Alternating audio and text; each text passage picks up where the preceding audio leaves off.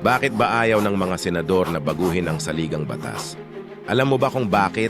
Ito ay dahil sa lahat ng mga elective officials, sila lang ang may 12 taon na termino. O, sila lang. Imaginein mo to.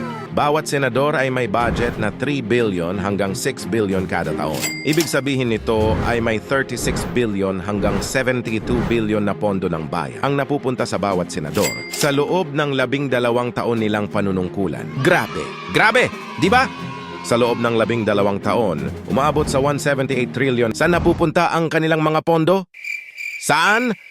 Saan? Pero hindi lang yan. May milyon-milyong dagdag na pondo pa para sa budget ng kanilang mga komite. Astig!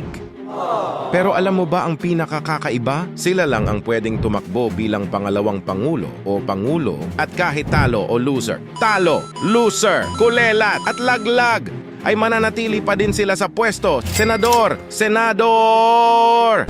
At sino nga ba ang walang malinaw na nasasakupan? Oo, tama ka. Ang mga senador.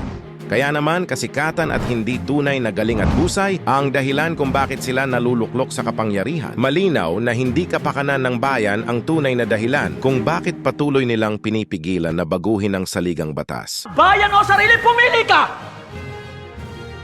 Kaya wag na tayong umasa sa kanila na kakampihan nila ang bayan upang ayusin ang saligang butas. Kumilos tayo para sa bayan at para sa sambayanan. Oh, alam nyo na kung bakit ayaw ng mga senador?